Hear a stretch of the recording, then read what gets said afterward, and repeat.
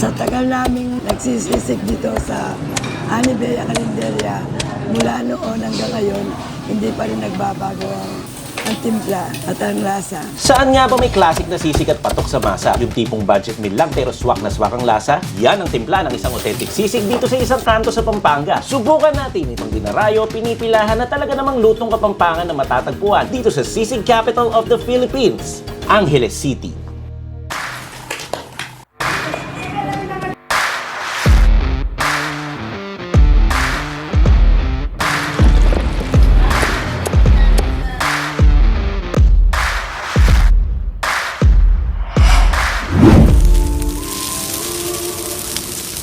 Ako si Belen Castañeda, taga Angeles City, Pulumbulo.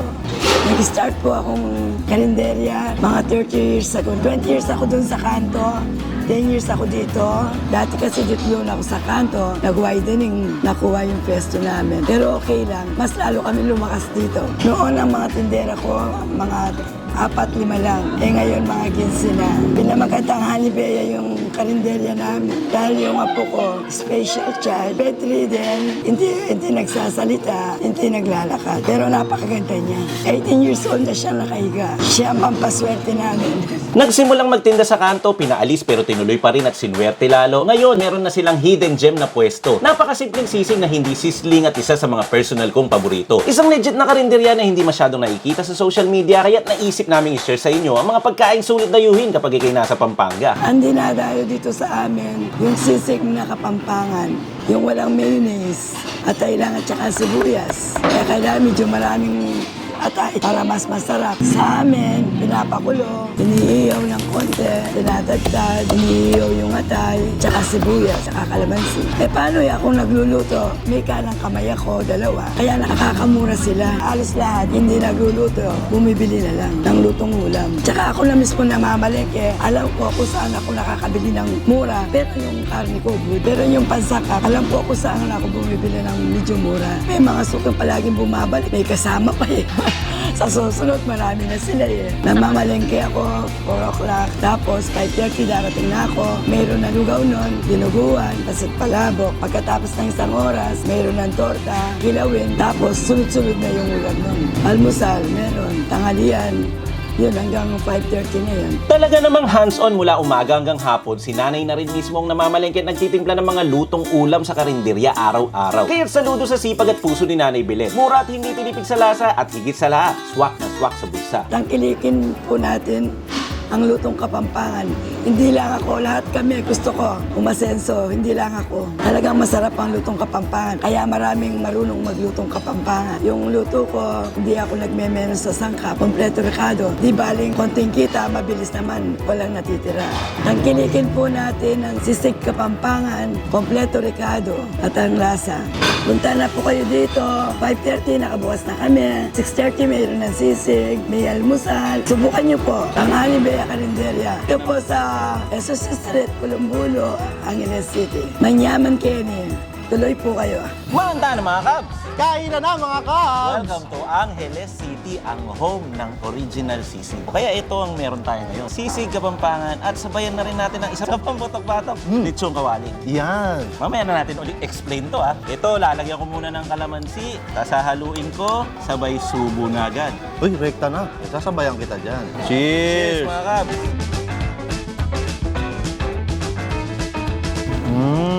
Sa mga paborito kong puntahan ito, Ani Bea. Specialty nila to, sisig mga kabs. Ito pala yung lasa ng legit na sisig Kapampangan. Itong sisig na to, ang version naman na to, hindi siya sisling.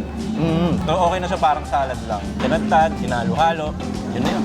Wala yung mga the usual na nakikita ko sa sisig.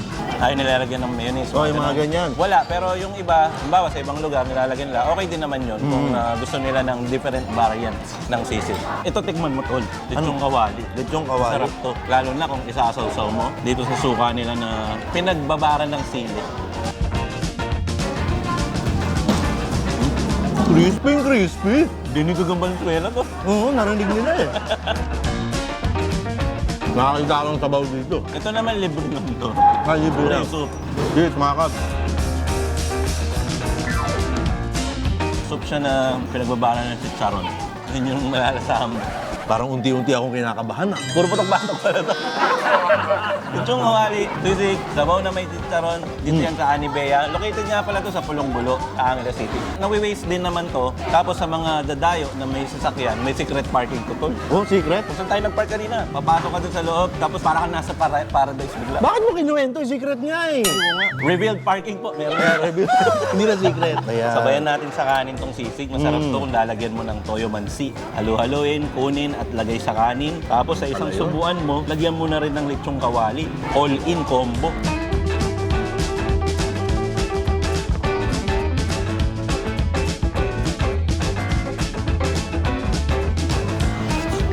Huwag mo sabihin, ninervous ka. Hindi ko sabihin. Ang sarap, tol. Talagang jump pack to. Ang haba ng pila dyan, makikita mo, talagang sobrang daming tao. Suki, hindi lang naman kasi sisig ang meron dito, tsaka lechong kawali. May iba't ibang ulam, katulad ng lutong kapampangan, kaldereta, sipo egg, mga ganun. Pero kadalasan ba, anong oras nagsisimula yung operation nila? Anong oras yung nagbubukas? May almusal kaya sila? Almusal meron sila dito. Pag umaga, minsan meron silang lugaw, mga ganun. Meron silang mga lumpia. Tapos lunchtime, yun na yung talagang solid na mga ulam. Oo. Yung pang-fiesta. Yun. Pero ang dinadayo talaga rito, Sisig. yung sisig nila. Maraming sisigan sa Pampanga. Kandyan na sila, yung mga original, Aling Lusig, di ba? Iba-ibang version kasi Angeles to eh. Oo. Ito talaga yung home ng sisig. May kanya-kanya silang sarap, may kanya-kanyang version. Isa sa mga personal favorite ko, itong Anibea sisig.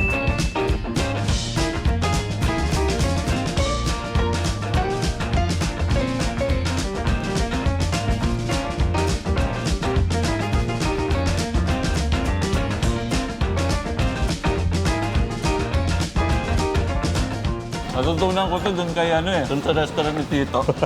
Binuhos niya yung sabaw. Ang bilis na ubos ng kanin. Bukod sa nasarapan ako dito sa sisig at sa lechon, gusto ko yung ambience. Totoo. Ako kasi yung tipo ng tao na madali akong matakot pagka nakita ko na parang mamahalin to o masyadong maayos. Gusto ko yung ganito, parang tambayan lang. Kawayan lang. Oo, kawayan lang. Parang nasa laba. Komportable. Parang ka Komportable. nasa tambayan. Ay, di ba? Mga kubo, mga gano'n. Yeah. Kasi nakikita mo yung mga tao na parang enjoy na enjoy sila sa binibili nila. Talagang suki. Pag tinignan mo, parang suki talaga sila eh. Dahil alam na nila yung tuturo nila eh. Alam mong masarap talaga kasi halo-halo yung mga tao na pumupunta para kumain, para bumili ng ulam, para sa pamilya nila. Madami na yung tao, mga kamso. Nakakatuwang tignan. Uy, Alin? wala ng kanin. Hindi bigyan sa cameraman. Uy, kayo na. Happy naman tayo dito. Mukbang na yata to. Nakadalawang kaya na ako rin kay Sir Chito eh. Ay, naalala ko bigla, Sir Tito. Thank you ulit, Sir Tito, dun sa pinaunlak mo sa amin na interview. Tsaka sinare niya yung video ha, tol ha. Tingnan mo nga pala sa mga social media pages. Thank you. At sa mga bagong Cubs natin na talaga namang fan ni Idol Tito, welcome po sa Cubs Nation. Kaya po yan nyo. Kain po tayo. Ito nga po pala si Mayo, ako nga po pala si Cubs Chess, hindi Jess. Hindi Jess ha. Hindi cheese. Hindi. Hindi rin. Chess. Chess. C-H-E-Z. Pero kahit CH easy, hindi ka easy to get ha. Oo. Diba tol? Ice Ben tol? Ang ganda. Ang ganda. Wordplay. Ang ganda. Para sa iyo. Ganun ulit natin sa bang, mga Cubs. Oo. Kaya nga sabaw, naubos ko na yung sabaw ko. May itlog pala siya. Oo, tol. Kakaiba nga lang pagka pinakita ko na sa inyo dahil nadurog na, no? Pero okay, Malibig ang ulam.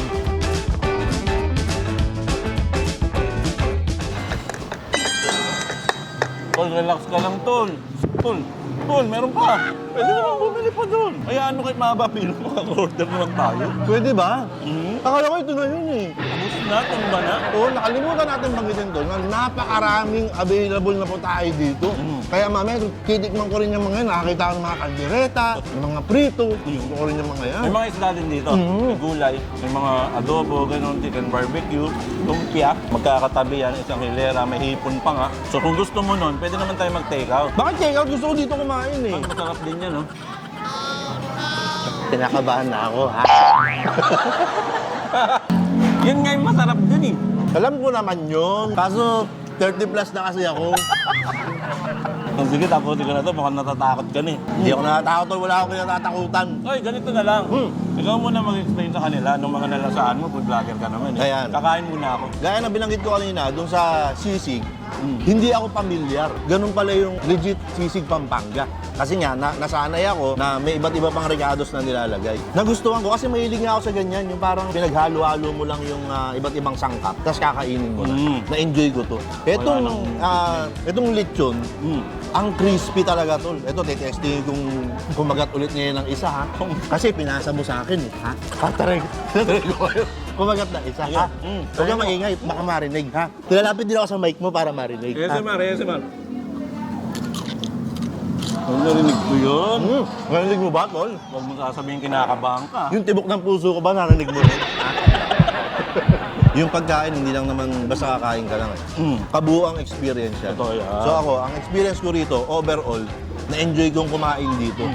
Kaya kung alam ko lang kung paano pumunta rito, araw-arawin ko rin to. Kaso, ang layo ko rito eh. Hindi, nasa Waze naman to sa mga nanonood na gustong malaman at gustong bisitahin ng Anibea. Type nyo lang sa Waze or sa Google Maps, Anibea Eatery. Maubos mo na yung Capses ah. Siyempre, nagkwento ka eh. Oo, tama. Ang ganda ng pagkakapasa mo. At dahil naubos nga natin to, Oo, ubos na ubos. tatakan natin ang sticker itong Anibea Eatery. Kasi nakakabusog, napakasarap, tsaka talagang dinararo. Yeah. Pasok na pasok sa Tingkala TV, ng Yamang Jenny. Iyo? Ay, hindi pa outro yun ha. Hindi pa. Ayun, thank you nga pala kay Nanay Belen, no? Si Nanay Belen. Si Nanay Belen kanina, todo assist sa atin. Sa kitchen niya, sa kusina, tsaka dun sa interview, talagang kinuwento niya ang Anibea Eatery. Yun. Sige, thank you very much, Day. Sana napapanood mo na ito ngayon at na-enjoy mo ang episode na to. Oh, as much as we did. Okay, okay, medyo susunod tayo ng konting English dyan, Totoo tol. yan, totoo Kasi yan. siyempre, we have international viewers Yes. from other parts of the world. And we have a member who is international. Yes, On international. the other side of the world. Yan. He is in America. Oh. His name is Tipsy Tata. Yes. Shout out sa'yo, Tata. Tol, alam ko namimiss mo to. Sarap, tol. Okay, supportahan din natin si Tata kasi meron siyang mga vlogs din dun sa Amerika. Ibang story naman yun, yung family niya. Ganun, travel na dun sa US. Kasi Tata Channel. Hanggang dito na muna. Busog na rin ako. Busog ka na ba? Tingnan mo. Tama. Sige. O, tara, isa tayo. Hindi ba? Teka lang. Ano ba? Paano ba tayo? Mag-uusap muna tayo. Hindi, outro na natin. Outro na natin. Ay, teka. Oh. Si cameraman, biglang may Ay, inaabot. ano ba yan? Ay, mamaya natin inumin to. Outro ko na para mainom natin. Oh, tama, tama. Muli po, kami ang Team Kalas TV 2023 na lagi magsasabi at magpapaalala sa inyo. Huwag na huwag niyong kakalimutan at lagi niyong tatandaan. Cheers! Cheers!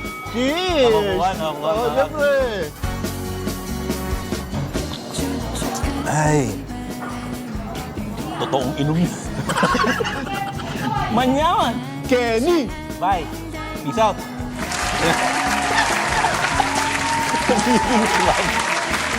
Enjoy sana nagustuhan niyo yung episode na to. Abangan niyo yung bonus clip. Merong nanginig kanina sa bonus clip. Nanginig? Nanginig siya. Oo. Kasi malamig. Ay, oo. Baka yan. Ang lupit, ang layo ng narating. Pasyon, insert the bonus clip. Ngayon na, ikaw magtakip. Shoutout po sa magde-demolish ng bahay natin. Ayun po, shoutout po kay Franco. Sisirain na po yung kisaming nakikita nyo sa live.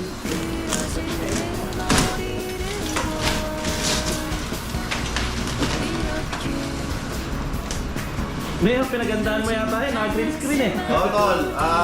Paki-edit na lang, pakilagay ako sa Disneyland. Lagot ka ba, Sean? Disneyland! Grabe naman! Ang ginaw dito! Hindi ka magiginaw, tol? Ay, malamig. Malamig, malamig. Oh, ang lamig, tol! Malamig! Lamig dito. Masira. Teka, siguro ba mainit? O, sige. Gusto ko naman mag-surfing, tol. Lagot ka, passion. Surfing! Woo! Surfing! Wow, ang init dito, tol! Ano ba to? Siargao! Lagot ka, tol. Paano gagawin yun?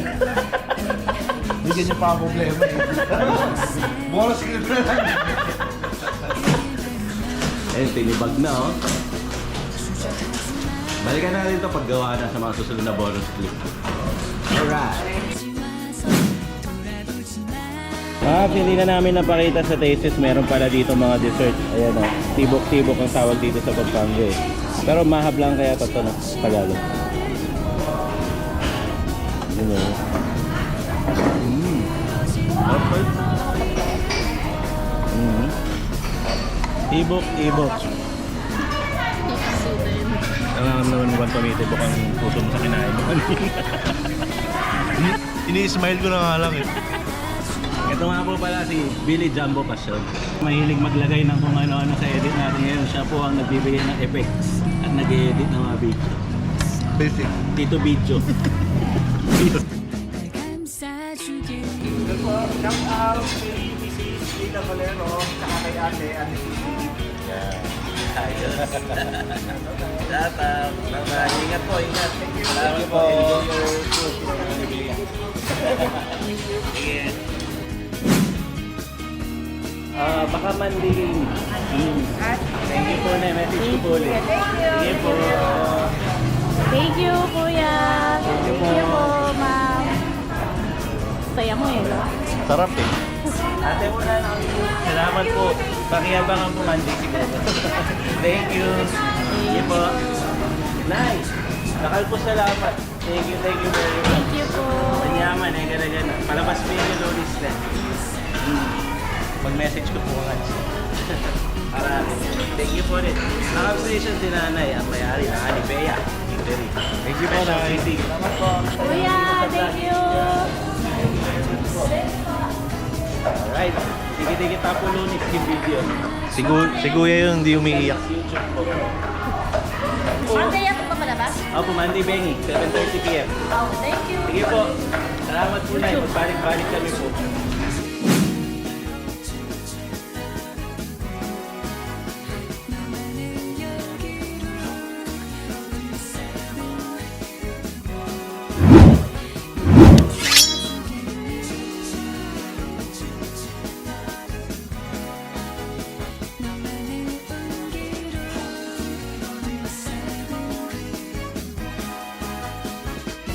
안아주겠니